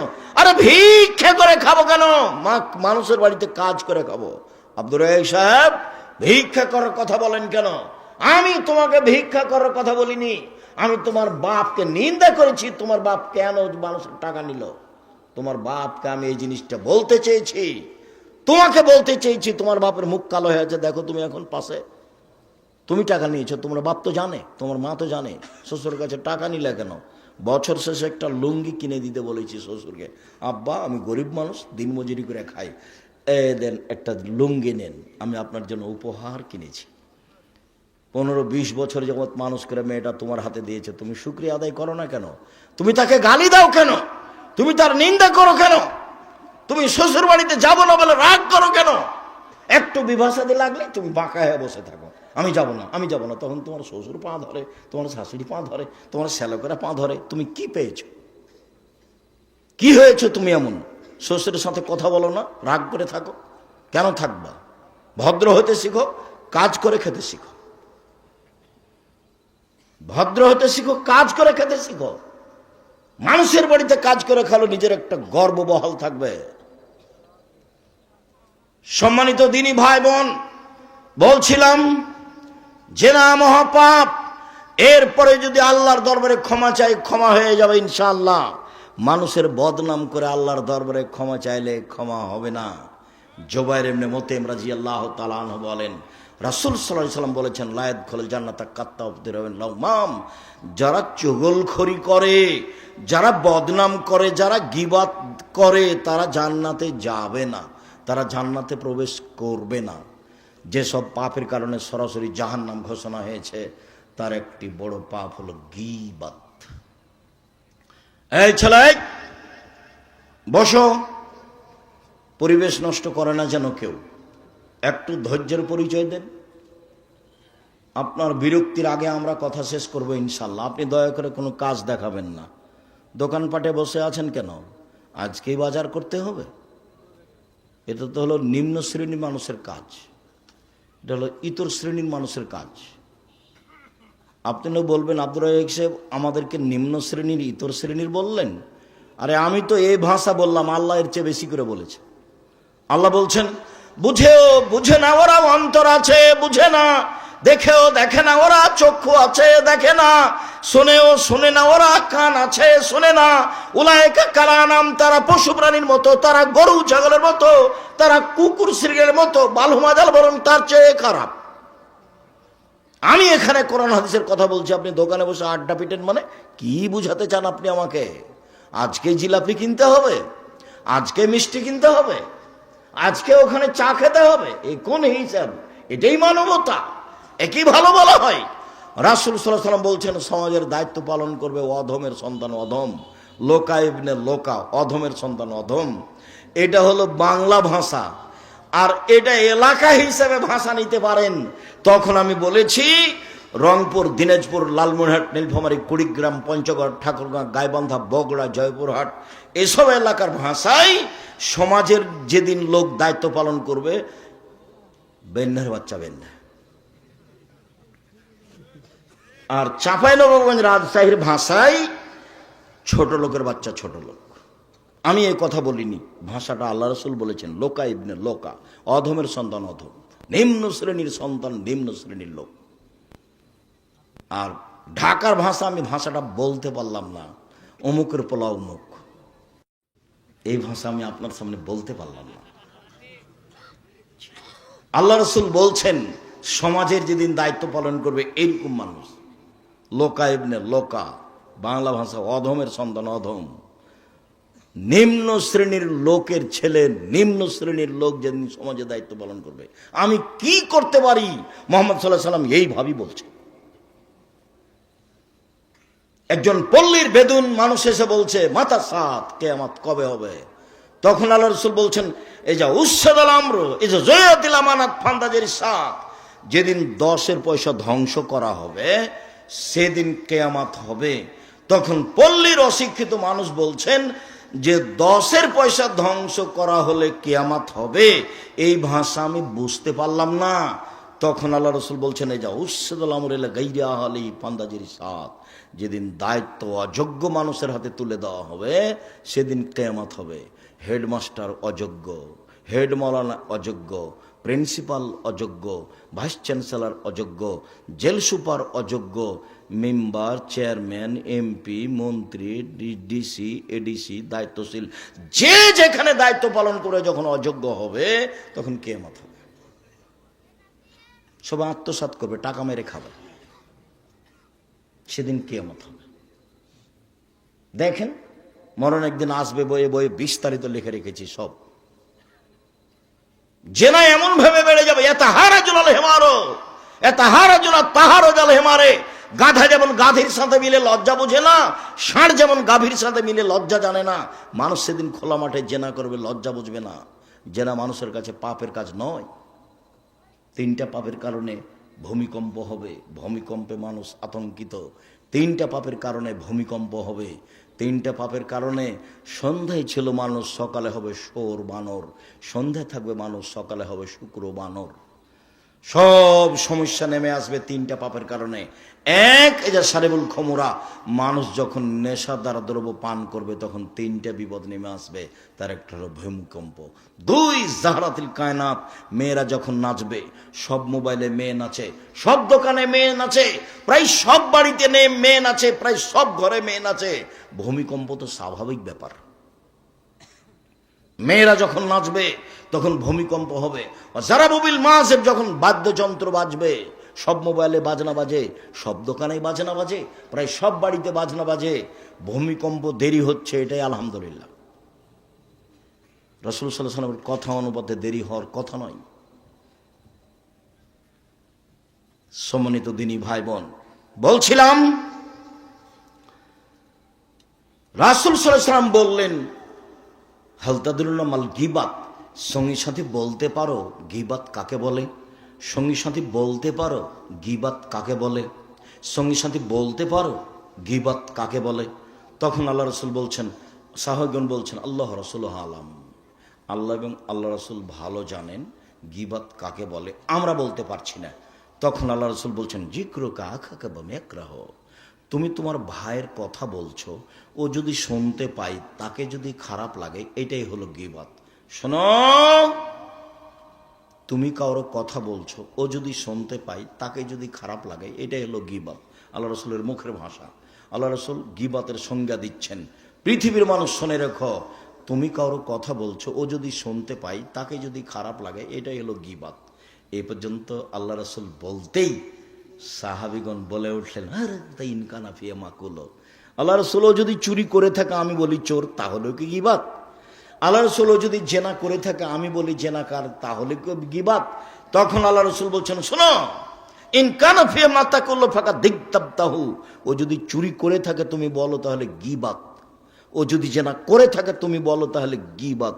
অইলে মেকুন মাথা কলো ফাঁকা বাহাত্তাহু, আর ও যদি না করে থাকে তুমি বলো তাহলে অপবাদ। ও যদি না করে থাকে আর তুমি বলো তাহলে অপবাদ। গীবতের ক্ষমার পথ হলো হাত ধরে ক্ষমা নিতে হবে, 1। 2 হলো, যদি হাত ধরে ক্ষমা না নেন, বিচার মাঠে নেকি দিয়ে বুঝিয়ে দিতে হবে। কয়টা নেকি করেছেন? আপনারা এইসব যখন নেকি থাকবে না তখন কি হবে? তখন আল্লাহ রসুল বলেছেন, ওর পাপ গীবত পরিমাণ নিতে হবে, দিয়ে ও জান্নাতে চলে যাবে আর এ যাবে জাহান্নামে। এটা বিচারের পদ্ধতি। আর যদি অপবাদ হয় তাহলে 80 লাঠি। যদি অপবাদ হয় তাহলে কত লাঠি? 80 লাঠি ছাড়া আপনি পবিত্র হবেন না। কেন আপনি দোকানে বসতে গেলেন? আপনাকে আমি কতবার বলেছি দোকানের সামনে যাবেন, আসসালামু আলাইকুম, আহমদ লবণ আছে? জি আছে। 1 কেজি লবণ দাও। আহমদ মরিচ আছে? জি আছে। 200 মরিচ দাও। বাস নেওয়া শেষে, টাকা দেওয়া শেষে, আসসালামু আলাইকুম। ওখানে আপনি বসলেন কেন? আপনাকে যে আমি বলেছি 2 জন যেখানে বসে আছে সেখানে বসবেন না। আর আপনার বাড়িতে কোনো মহিলা মানুষ গেছে ধান চাউল কর্জ নিতে, তখন গিয়েই বলছে, আর শুনেছো বুবু চাপে নওয়াজের ভাষা, এখন এই সিরাজগঞ্জে বুবু বলে কিনা আমি জানি না, শুনেছ বুবু এই এই এই ঘটনায় অমুক মেয়ের কথা শুনেছ, তখন আপনার স্ত্রী বলো চুপ থাকেন, মুখ খুলবেন না। মানুষের বদনাম করেন কেন? আর একবার মুখ খুললে আপনাকে আমি চাউল কর্জ দেব না, জান। আর আপনার ওই স্ত্রীর যদি স্বভাব হয় কি বলো তো কি বলো তো, একটু বসেলে আর বসো, পরে আগে বলো না, তাহলে কি হবে? গীবাত আবার শুনতে ভালো লাগে। আর যে শত্রু পক্ষ, ওর যদি গীবত হয় আরো ভালো লাগে। আর এমন শান্তি পায়, ও যদি বিপদে পড়ে তাহলে বলে ঠিক হয়েছে। বিপদগ্রস্ত ব্যক্তি যদি শত্রু হয় তাহলে খুব খুশি। আমি নিজে চোখে গরু জবাই করতে দেখেছি, যে খুশি হয়েছে তা কি জবাই করতে দেখেছি, গরু জবাই করতে দেখেছি। কেন? ও বিপদে পড়েছে সেই জন্য। আর দুই ভাই গন্ডগোল করে ঢেঁকি কেটে ভাগ করে নিচ্ছে, এটা আমার চোখের সামনে। ঢেঁকি কেটে কি করেছে? ভাগ করে নিয়েছে। দুই ভাই দিন রাত স্বামী স্ত্রী খেলে ওর বদনাম করে নিজের ভাইয়ের। ঝগড়াতে এভাবে বলছে, তখন আমি পাশে দাঁড়িয়ে গ্রামের ছেলেপিলা মানুষ সামনে দৌড়ে গেছি, যে বাড়িতে ঝগড়া হচ্ছে। তখন বলছে থাম থাম, আমি তো এখান থেকে চলে যাব, আমার ভাগটা এমন লোকের কাছে বিক্রি করব যে তোকে গুতাতে পারে। অথচ আল্লাহ রসুল বলছেন, নিজের ভাই যখন বলবে জমি আমি কিনবো না, তুমি যার কাছে ইচ্ছা বিক্রি করো, তখন তুমি অন্যের কাছে বিক্রি করতে পাবা, তাছাড়া তোমার বিক্রি নিষেধ। কথা মোহাম্মদ সাল্লাল্লাহু আলাইহি ওয়াসাল্লাম বলছেন। কথা বুঝাতে পারিনি, আর একবার বলি। আমাদের গ্রামের ওই লোকটা বলছে ওর ভাইকে ঝগড়াই, যে শোন আমি তো এখান থেকে চলে যাব, তা আমার জমির ভাগটা তোকে দিব না, এমন মানুষের কাছে বিক্রি করব যে মানুষ তোকে কি করতে পারে? গোতাতে পারে, উচিত শিক্ষা দিতে পারে। অথচ আল্লাহ রসুল বলেছেন যে ভাই ভাইয়ের ভাগ বিক্রি করতে পাবে না ভাইকে না বলে। যখন ভাই বলবে ঠিক আছে ভাই আমি তোমার ভাগ কিনতে পারছি না, যেখানে ইচ্ছে সেখানে বিক্রি করো, তখনই অন্যের জায়গাতে বিক্রি করবে, অন্যের কাছে বিক্রি করতে। যা বিক্রি নিষেধ। কিভাবে বদনাম গড়ে উঠছে সমাজে! দল করলে, সংগঠন করলে, দলাদলি করলে, মারামারি করলে এটা হবে একবারে গীবাত বদনামের বন্যা। আমি বসে আছি, হঠাৎ করে ওই সাংবাদিক ঢুকেছে প্রতিষ্ঠানে। আমি সাধারণত কারোর সাথে এরকম কথা বলি না, তো আমি অফিসে কি কাজে বসেছিলাম, চলে এসেছি। তো আমার সাথে এখন কথা বলছে, বলতে বলতে বলছে যে আপনার প্রতিষ্ঠানে এটা ঘটেছিল। তখন আমি বলছি সেই কথা এখন কেন? ভিক্ষা করে খেতে পারেন না, এই কাজ করতে কেন এসেছেন? সাংবাদিকতায় হারাম। সাংবাদিকদের কাজই হলো মিথ্যা কথা কি করা, প্রকাশ করা। একটু পরে বলছি দেখেন মিথ্যা কথা প্রকাশ করা কত কঠিন। আল্লাহ তাআলা বলছেন ওয়ালা তাজাসসু, পৃথিবীর মানুষ তোমরা দোষ ত্রুটি উদ্ঘাটন করো না। দোষ ত্রুটি উদ্ঘাটন করা চিরদিনের জন্য হারাম। তিনি বলছেন ওয়ালা তাহাসসু, মানুষের গোপন কথা কান লাগিয়ে শোনো না। যারা মানুষের গোপন কথা কান লাগিয়ে শোনে তাদের কানে বিচারের মাঠে তামা সীসাকে গলিয়ে জাহান্নামের আগুনে গলে কানে ঢেলে দেওয়া হবে। মানুষের গোপন কথা শোনা হারাম, মানুষের দোষ ত্রুটি উদ্ঘাটন করা হারাম। রাসূল সাল্লাল্লাহু আলাইহি ওয়াসাল্লাম বলেন মান সাতারা মুসলিমান সাতারাহুল্লাহু ফিদ দুনিয়া ওয়াল আখিরাহ, কেউ যদি মানুষের দোষ ত্রুটি দুনিয়াতে ঢেকে রাখে, আল্লাহ বিচারের মাঠে তার দোষ ত্রুটি ঢেকে রাখবেন। এক মিনিট এদিকে লক্ষ্য করেন, এই ছেলে ঘুমিয়ে আছো নাকি? এদিকে লক্ষ্য করো। আল্লাহ তাআলা বিচারের মাঠে একজন পাপীকে নিয়ে আসবেন, নিয়ে এসে তার বাহু দিয়ে আড় করে রাখবেন, কাউকে দেখতে দিবেন না, দিয়ে তার আমলনামাটা সামনে ধরে বলবেন দেখো তো এগুলো কি তোমার পাপ? ওদিকে আড় করে আছে, কেউ যেন দেখতে না পায়। আল্লাহ বলছেন এভাবে, দেখো তো এটি কি তোমার পাপ? তখনও বলবে জি এগুলি আমার পাপ। তখন আল্লাহ বলবেন তুমি কি মনে করো আমার ফেরেশতারা অন্যায় লিখেছে? তখনও বলবে জি না জি না, আমি এটা বলি না যে ফেরেশতারা অন্যায় লিখেছে। তখন আল্লাহ বলবেন তুমি আমাকে কিছু বলতে চাও? তখন লোকটা বলবে জি না আমি কিছু বলতে চাই না। তখন আল্লাহ বলবেন শোনো, তোমার একটা ভালো ভাস ছিল, তুমি মানুষের দোষ ত্রুটি ঢেকে রাখতে। তুমি মানুষের দোষ ত্রুটি ঢেকে রাখতে পারো, আমি আল্লাহ হয়ে তোমার দোষ ত্রুটি ঢেকে রাখতে পারি না। যাও তোমার বিচার হবে না, তোমাকে মাফ করে দিলাম। বলেন সাংবাদিকের কি হবে? ওর আর কোনো রুজির পথ নেই। আমি ভিক্ষে করে খেতে বলছি, এটা তো একটা গতি, আমার দিনমজুরি করে খাবে, আরো দুনিয়াতে অনেক পথ আছে। চকলেট বিক্রি করেই খেতে হবে তা তো নয়, কলা বিক্রি করে খাবে, জুতা স্যান্ডেল বিক্রি করে খাবে, কাপড় চোপড় বিক্রি করে খাবে, অনেক পথ আছে উপার্জনের।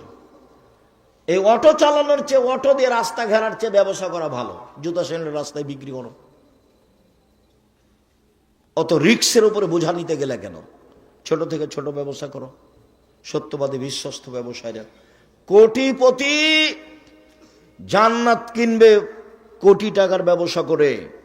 আমি জান্নাত কিনবো জুতা স্যান্ডেল বিক্রি করে ফুটপাতে। আমি বিশ্বস্ত, 10 টাকা দিয়ে জুতা কিনেছি, 12 টাকা বিক্রি করব, 40 টাকা বিক্রি করব না। ঢাকা বাইতুল মোকাররমে চতুর্দিকে জুমার দিন জিনিস বিক্রি হয়, কাপড় চোপড়। একজন বলছে পাঞ্জাবি, তখন আর এক বলছে 3000। একজন বলছে পাঞ্জাবি, তখন আর একজন বলছে 3000। তার মানে সন্ধ্যা পর্যন্ত পাঞ্জাবি বিক্রি হলো 3000 টাকা করে। এখন দুইজন বাড়ি যাচ্ছে আর বলছে যে পাঞ্জাবিগুলোর দাম 300 করে রে, 3000 করে বিক্রি করেছি। তো এইভাবে ফাঁকি দিয়েছে। আপনি 3 মাস পরে গিয়ে দেখেন আর দোকানও নাই, লোকটাও নাই, কিছুই থাকবে না। মিথ্যা কথায় ফাঁকি দিয়ে ব্যবসা করলে এমনি হারাবে, ওটা রাসূল বলেছেন। এখানে যেমন বলেছেন সত্যবাদী বিশ্বস্ত ব্যবসায়ীরা নবীদের সাথে থাকবে, ওটাও তো এমন বলেছেন মিথ্যা কথা ফাঁকি দিয়ে ব্যবসা করলে সবকিছুই হারাবে। সম্মানিত দিনী ভাই বোন, রাসূল সাল্লাল্লাহু আলাইহি ওয়াসাল্লাম বলেন, লা তুজুল মুসলিমিনা, পৃথিবীর মানুষ তোমরা মুসলমানকে কষ্ট দিও না, ওয়ালা তুয়াইরু, তাদের নিন্দা করো না, ওয়ালা তাত্তাবিউ আওরাতিহিম, তোমরা মানুষের পিছনে পড়ো না। মাইয়াত্তাবি আওরাত আখিল মুসলিম, পৃথিবীর কোন মানুষ যদি কোনো মানুষের পিছনে পড়ে, বদনামের পিছনে পড়ে, ইত্তাবিল্লাহ আওরাতাহু, তাহলে আল্লাহ তার পিছনে পড়ে যাবেন। ওমাই ইত্তাবি আওরাতাল ইয়াবজাহু ওয়ালাউ কানা ফি জাওফির আলী, আর যার বিরুদ্ধে আল্লাহ চলে গেছেন, আল্লাহ তাকে অপমান করেই ছাড়বেন। ও যদি মানুষের বদনাম করার পরে ওর বাহনের পেটের ভিতরে ঢুকে যায়, একটা মানুষের বদনাম করার পরে ও তার উটের পেটের ভিতরে ঢুকে গেছে, কথার কথা পাথরের মধ্যে ঢুকে গেছে, তবু আল্লাহ সেখানে কি করবেন? তাকে অপমান করেই ছাড়বেন। ভুলেও কোনোদিন মানুষের পিছনে পড়বেন না, নইলে আল্লাহ আপনার পিছনে পড়ে যাবে, তখন আপনি আর টিকতে পারবেন না। আল্লাহর সাথে মোকাবেলা করে আপনি পারবেন? টিকতে পারবেন না। ফেন্সুগঞ্জ সিলেটের ওসি বলছে আপনি সিগনেচার করেন, মামলা আমি চালাবো। তখন আমি বলছি ভাইজান, আমি মানুষের বিরুদ্ধে মামলা করব না। আমি বলছি মানুষের বিরুদ্ধে আমি মামলা করব না। ও চালাতে পারে না মামলা, আমি কেন চালাবো? ওই চালাই, ওর তো ক্ষমতা আছে। ওই মানুষের মামলা চালাতে গেলে তাহলে মানুষের মতো হয়ে যাবে, ও যদি চালাই তাহলে তার মতো হবে। তা আমি ছোট কাজে যাবো কেন? ওই করুক। অকি করার সুযোগ দিই, মানুষের পিছে পড়বেন না। রাসূল সাল্লাল্লাহু আলাইহি সাল্লাম বলছেন, মান কানা জাওয়াজহাইনে ফি দুনিয়া কানা ইয়াউমাল কিয়ামা ফি লিসানানে ফি ওয়াজহি আও ফি ফামিহি, যে ব্যক্তি মানুষের বদনাম করবে দুনিয়াতে, বিচারের মাঠে তার মুখে হবে 2টা আগুনের জিহ্বা। যে ব্যক্তি মানুষের বদনাম করবে দুনিয়াতে, তার মুখে হবে বিচারের মাঠে 2টা আগুনের জিহ্বা, এক মুখে 2টা জিহ্বা। আনাস রাদিয়াল্লাহু তাআলা আনহু বলেন, একদা রাসূল সাল্লাল্লাহু আলাইহি ওয়াসাল্লাম বললেন, জিবরাইল আমাকে উপরে নিয়ে যাচ্ছেন। আল্লাহ নবী বলছেন, জিবরাইল আমাকে উপরে নিয়ে যাচ্ছেন। হঠাৎ দেখি অনেক মানুষ, তাদের লম্বা লম্বা তামার নখ, একমেসুন ওজুহুম, নখ দিয়ে একবারে মুখের উপরে খামচা মেরে গোশত তুলে ফেলছে, আবার নখ দিয়ে বুকের উপরে খামচা মেরে এইসব গোশত তুলে ফেলছে। আল্লাহ রাসূল বলছেন, জিবরাইল মান হাউলাই, এরা কি? একই কথা, এরা কারা? তারা কেন তাদের নিজের নখ দিয়ে মুখের গোশত তুলে ফেলছে? কেন নিজের বুকের গোশত তুলে ফেলছে কেন জিবরাইল? ঘটনা কি?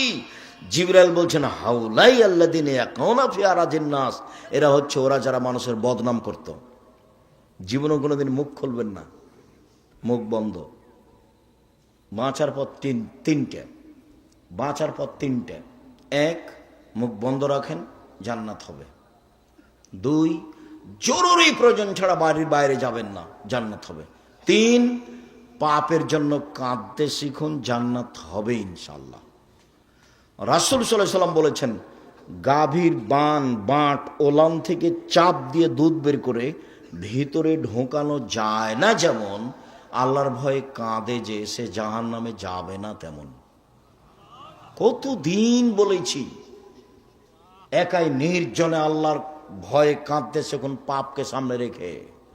যার চোখের পানি আল্লাহর ভয়ে ঝরে, ওর গাভীর বাঁটে আবার দুধটা ঢোকানো যেমন অসম্ভব, দহন করার পরে তার জাহান্নামে যাওয়া তেমনি অসম্ভব। এ কথা আমি বলিনি, এ কথা মুহাম্মদ সাল্লাল্লাহু আলাইহি সাল্লাম বলেছেন। তখন তিনি বললেন, পৃথিবীর মানুষ, জাহান্নাম থেকে বাঁচার তিনটা পথ: এক, মুখ বন্ধ রেখো, ভালো কথা ছাড়া মুখে ব্যবহার করো না। দুই, জরুরি প্রয়োজন ছাড়া বাড়ির বাইরে যায় না। আপনি তো ভাত খাওয়ার পরে হাতটাই ভালো করে মুছেন না, খালি চলে যাচ্ছেন দোকানের দিকে, ওখানে গল্প করবেন। সেই জন্য আপনার চরিত্র কেউ না বুঝলে আপনি তো বুঝেন। দোকানে বসে থাকতে আপনাকে ভালো লাগে, আর আপনি মুরব্বী মানুষ, কষ্ট নিয়েন না। আপনি আমার দিনী ভাই, আপনাকে আমি ভালোবাসি। আপনি বাড়িতে টিভি রেখেছেন, রাত 3টার সময় উঠেছেন তাহাজ্জুদ পড়বো বলে, দিয়ে অজু করে কষ্ট করে এখন জায়নামাজে দাঁড়াবেন, তখন মনটা চলে একটু দেখি টিভিটাতে কি আছে, এই সময় একটু দেখি। যেমন টিপ দিয়েছেন তেমনি ভারতের ল্যাংটা মেয়ে চলে এসেছে বিশাল আকৃতিতে। তাহাজ্জুদ কোথায় হারিয়ে গেছে? মন দিয়ে চলে শয়তান, সবসময় শয়তান মনের উপরে চলে। মানুষের ভেতরে দুইটা জিনিস, একটা হলো আত্মা, পাপের আদেশ করে, আর এটা হলো আকল, বিবেক। ও বলে না, করা হবে না, ও করা হবে না। সব সময় ঝগড়া করছে দুইজন, আত্মার আকল, আত্মার আকল, আত্মা। ইউসুফ আলাইহিস সালাম বলছেন, ইন্না নাফসালা আমারাতু বিসসুই, আত্মা পাপের আদেশ করে। আমি বলি না নিখুঁত আমি, তবে আমি বলছি জুলাইখাকে জাতির সামনে ঘোষণা দিতে হবে, আমি অন্যায় করেছি, ইউসুফ করেনি। যখন জেলে বলতে গেল, ডাকতে যাওয়া হলো, ইউসুফ আপনাকে দেশের সরকার ডেকেছে, আপনি জেল থেকে বের হন। তখন ইউসুফ আলাইহিস সালাম বলছে, জি না, আমি জেল থেকে বের হব কেন? আগে জুলাইখাকে জাতির সামনে ঘোষণা দিতে হবে আমি অন্যায় করেছি, ইউসুফ করেনি। যতক্ষণ পর্যন্ত খোলা মাঠে জুলাইখা ঘোষণা না দিবে, ততক্ষণ পর্যন্ত আমি ইউসুফ জেল থেকে বের হব না। যদিও ইন্না নাফসাল আমারাতু বিসসুই, মানুষের আত্মা পাপের আদেশ করে, মানুষের আত্মা পাপের আদেশ করে। আমি জুলাইখার সাথে অন্যায় করবো কি করবো না সেটা পরের কথা, তবে আগে জুলাইখাকে জাতির সামনে ঘোষণা দিতে হবে। ও বলেছে জুলাইখার স্বামীর সামনে, শোনেন, আমি আপনার অবর্তমানে আপনার আমানতের খেয়ানত করিনি। আমি বের হইনি কেন? আমি কেন বললাম লে আলামা আন্নাহু লাম ইয়াকুন ফিল গাইবে, অদৃশ্যে জুলাইখার স্বামীর অবর্তমানে ইউসুফ অন্যায় করেছে, আমানতের খেয়ানত করেছে, এটা যেন বুঝে নিতে পারে যে আমি অন্যায় করিনি, আমি অন্যায় করিনি, আমি খেয়ানত করিনি আমানতের, আমি জুলাইখার সাথে অন্যায় করিনি। জাতির সামনে ঘোষণা না দেওয়া পর্যন্ত আমি জেল থেকে বের হব না। আমাদের নবী মুহাম্মদ সাল্লাল্লাহু আলাইহি সাল্লাম বলছেন, ইউসুফের ধৈর্য আমার চেয়ে অনেক বেশি, ইউসুফের ধৈর্য আমার চেয়ে অনেক বেশি। আমি যদি 12 বছর জেলে থাকতাম, আর যদি সরকারের পক্ষ থেকে আমাকে ডেকে পাঠানো হতো, তাহলে আমি বলতাম চলো চলো চলো চলো। এই কথা মুহাম্মদ সাল্লাল্লাহু আলাইহি সাল্লাম বলছেন। তাই বলছেন যে ইউসুফের ধৈর্য আমার চেয়ে অনেক বেশি। ইউসুফ বলছেন, জি না, আমি জেল থেকে বের হবো কেন, ওকে ঘোষণা দিতে বলো। তখন জুলাইখা নিজে ঘোষণা দিল জাতির সামনে, আমি অন্যায় করেছি, ইউসুফ করেনি। তখন তিনি জেল থেকে বের হলেন। মেয়ে মানুষ বিপজ্জনক। আল্লাহ রাসূল বলছেন, মা তারাক্তু বাদি ফিতনাতান আযার আলা রিজালি মিনাস, আমার জীবনে ছাড়িনি কোনো বস্তু যেটা পুরুষের জন্য বেশি বিপজ্জনক হতে পারে নারীদের চেয়ে। আমার জীবনে ছাড়িনি কোনো বস্তু যেটা পুরুষের জন্য বিপজ্জনক হতে পারে নারীদের চেয়ে। নারী হচ্ছে পুরুষের জন্য সবচেয়ে বিপজ্জনক বস্তু। রাসূল সাল্লাল্লাহু আলাইহি ওয়াসাল্লাম বলেছেন, ইন্নাল মারাতা তুকবালু ফি সূরাতি শায়তান ওয়া তুদবারু ফি সূরাতি শায়তান। মহিলারা শয়তানের বেশ ধরে আসে, মহিলারা শয়তানের বেশ ধরে যায়, মহিলারা শয়তানের বেশ ধরে আসে, মহিলারা শয়তানের বেশ ধরে যায়। শোনন দিনী বোন, আপনাকে আমি নিন্দা করতে আসিনি। আরে আপনাকে আমি শয়তান বলবো কেন? আপনাকে তো আমি খাদিজার মতো মনে করি, আপনাকে আমি আয়েশার মতো মনে করি। দেখবেন 1 মিনিট খাদিজা দেখবেন, আয়েশা 1 মিনিট দেখবেন, দেখায় আপনাকে 1 মিনিট এদিকে দেখেন। এ মেয়ে কথা বলছো কেন? চুপ থাকো। 1 মিনিট দেখায় আপনাকে খাদিজা কাকে বলে, আয়েশা কাকে বলে। এ দেখেন, আয়েশা রাদিয়াল্লাহু তাআলা আনহা বলেন, আমার ঘরে হলো আমার স্বামীর কবর। তখন আমি কবরের পাশে যাই, মাথায় কাপড় দিই না, অত খেয়াল করি না আমি, কেন এটা আমার স্বামীর কবর। কয়দিন পরে সেখানে কবর হলো আমার বাপের, তখন আমি এমনিতে যাই কবরের পাশে, কেন এটা আমার আব্বার কবর, এটা আমার স্বামীর কবর, আমি অত খেয়াল করি না। কয়দিন পরে সেখানে কবর হলো উমারের, আমি আয়েশা উমারের কবরকে লজ্জা করে, একজন বেগানা পুরুষের কবর আছে এখানে, সেদিন থেকে আমি মাথায় কাপড় না দিয়ে কবরের পাশে যাই না। আয়েশা রাদিয়াল্লাহু তাআলা কবরকে লজ্জা করেন, একজন বেগানা পুরুষের কবরকে লজ্জা করেন আয়েশা রাদিয়াল্লাহু তাআলা আনহা। আর আপনি এখন নগ্ন পোশাকে আছেন, ভ্যানিটি ব্যাগ ঘাড়ে আছে, ফ্যাশন বোরকা আছে, বলেন আমি কি বলতে পারি আপনাকে?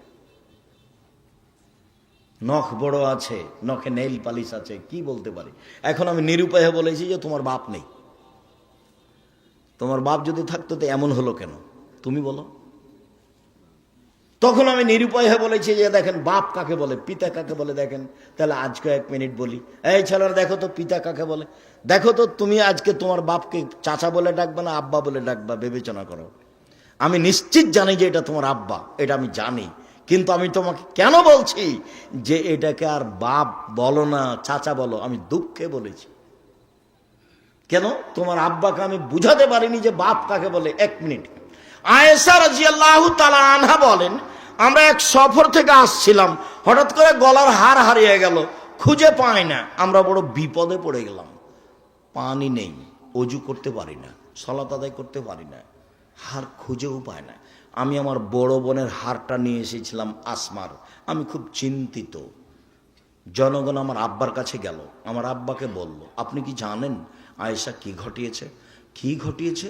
ও তো গলার হার হারিয়েছে, আমরা খুঁজে পাচ্ছি না, যেতেও পারছি না। তাই এই কথা শুনে আবু বকর সিদ্দিক আমার নিকটে আসলেন। তখন আমার স্বামী, আমার উরু রানের উপরে মাথা দিয়ে ঘুমিয়েছিলেন মুহাম্মদ সাল্লাল্লাহু আলাইহি সাল্লাম। এসে ফাল্লাকা জানি লাকজাদান সাদিদা, আমার কোমরের উপরে এত জোরে মারলেন, খুব জোরে মারলেন। ওই সময় আমার স্বামী আমার উরু রানের উপরে মাথা দিয়ে ঘুমিয়েছিলেন। উনি যদি ঘুমিয়ে না থাকতেন তাহলে আবু বকর সিদ্দিকের মায়ের কারণে, আমার বাপের মায়ের কারণে আমি দূরে সরে যেতাম।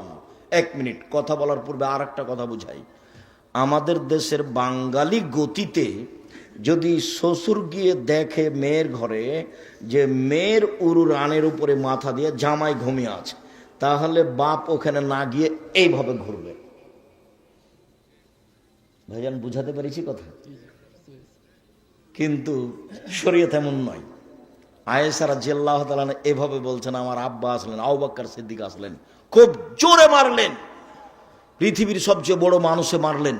নবী রাসূল ব্যতীত পৃথিবীর ইতিহাসে আদম থেকে নিয়ে কিয়ামত পর্যন্ত আবু বকর সিদ্দিকের মতো দামি মানুষকে জন্ম নিবেও না।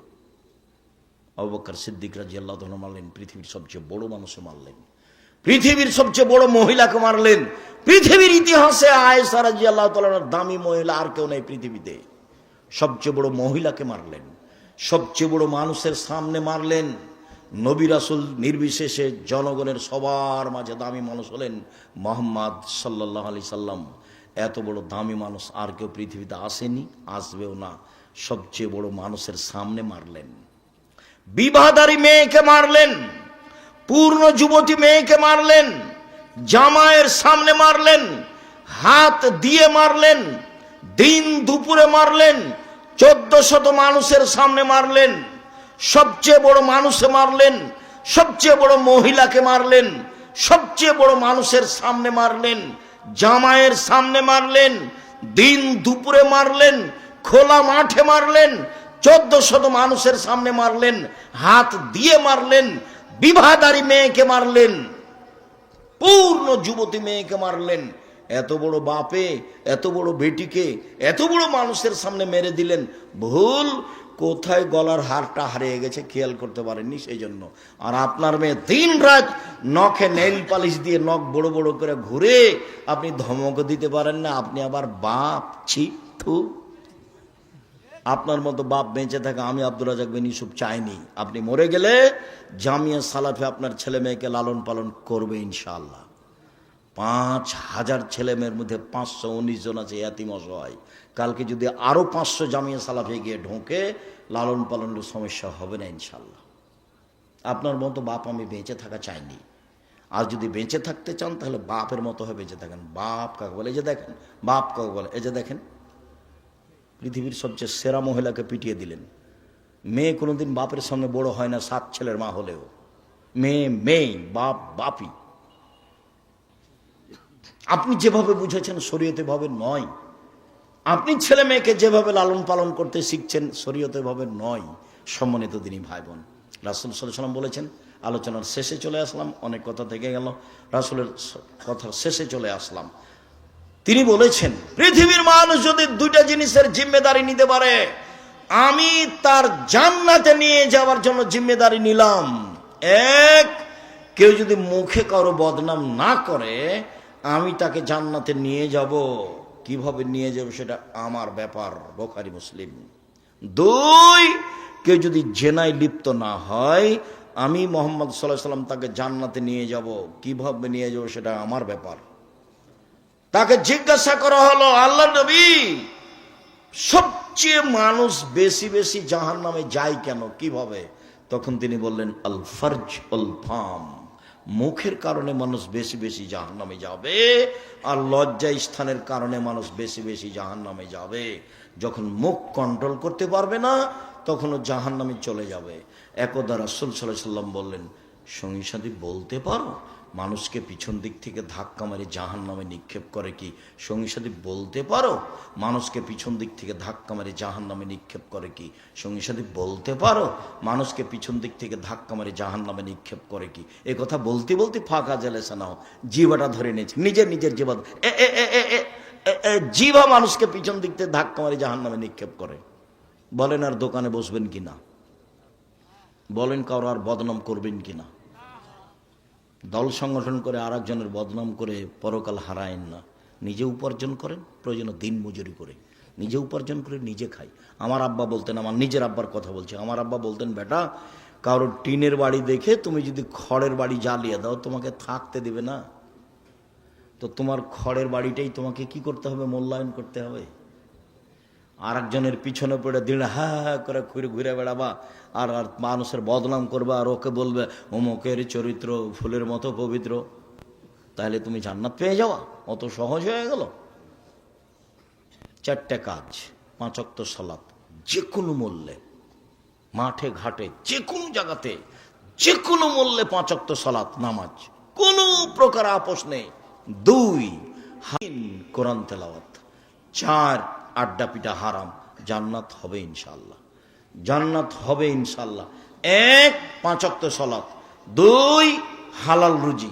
3, কোরআন তেলাওয়াত, অন্তত সূরা ইখলাস, অন্তত সূরা ইখলাস প্রত্যেক দিন সকালে অন্তত 3 বার পড়ে বলবেন, এই দেখেন আল্লাহ আমি কোরআন মাজিদ পড়েছি। বাস, অন্তত 3 বার সূরা ইখলাস 3 বার পড়লে 1 বার কোরআন মাজিদ পড়ার সমান নেকি হবে। জীবনে কি করলেন? মানুষের পিছনে ঘুরে পড়াশোনা করলেন, শিরক করে ঠাকুরের গান গলে, আবার চাকরি করতে আসলেন তো চুরি বা প্রতারণা, চুরি না হয় প্রতারণা, আর না হলে অনলাইনে ব্যবসা করলে তুমি বুঝতে পারলে না কিসের ব্যবসা করছি, কিভাবে যে টাকা ইনকাম হলো। এই ছেলে, এই ব্যবসা করলে টাকা লাগে। টাকা 2 ধরনের, আমার টাকা তোমাকে ব্যবসা করতে দিয়েছি, তখন লাভ চুক্তি হারে ভাগ হবে, হাদিস সহি। ব্যবসা পার্টনারে, তোমারও টাকা আমারও টাকা, তখন লাভ বেশি হবে কিন্তু টিকে থাকা কঠিন। কেউ যদি 10 টাকা সরিয়ে দেয় তখন আল্লাহ বলবেন, পার্টনারে ব্যবসা 2 জন করলে 3য় জন আল্লাহ, 4 জন মিলে করলে 5ম জন আল্লাহ, 10 জন মিলে করলে 11তম আল্লাহ। একজন যদি 10 টাকা সরিয়ে নেয় তখন আল্লাহ বলে যে তোমরা থাকো আমি গেলাম, তখন মারামারি লেগে যাবে, তখন জেল হাজত কি দাম কিছু হবে। নিজে একাই ব্যবসা করেন, ছোট থেকে ছোট, বড় থেকে বড়, ফলাফল ভালো হবে ইনশাআল্লাহ। সকল দিনই ভাই বোনকে 5 ওয়াক্ত সালাত আদায় করার আন্তরিকভাবে অনুরোধ জানিয়ে জোরালোভাবে বলতে চাচ্ছি যে আজকের আলোচনা বদনাম গীবাত সম্পর্কে করছিলাম। অবশ্যই তাকে জোরালোভাবে মূল্যায়ন করার চেষ্টা করবেন। কারো বদনাম করে জীবিকা নির্বাহ করতে রাজি নই, কাউকে খাটো করে জেল হাজত দিয়ে ক্ষমতা দেখিয়ে দাপট দেখিয়ে জীবিকা নির্বাহ করতে রাজি নই। আর কারো পিছনে পড়িয়েন না, পড়ে ক্ষতিগ্রস্ত হবেন। তারপরে যেটা কথা, আমি আব্দুর রাজ্জাক বিন ইউসুফ চেষ্টা চালিয়েছি মুখে কলমে মিডিয়ায় জীবন বাজি রেখে দিন প্রচার করা। এই যে মুখে বলছি, এই যে সামনে মিডিয়া আছে আর পাশে বই পুস্তক আছে। আবদুল্লাহর বই আছে কিনা দেখেন, আমার বই সব বক্তব্যগুলো উপদেশ বইয়ে পাবেন, নামাজ শিক্ষা বইয়ে পাবেন। আর 1000 ফতোয়া একসাথে দিয়ে একটা বই বের করা হয়েছে, যা আমি সব চয়ন করেছি, যেগুলো আরও বড় বড় মুফতিদেরকে নিয়ে। বইগুলো নিয়ে যাবেন অবশ্যই। সকল দিনই ভাই বোনের শুকরিয়া আদায় করি।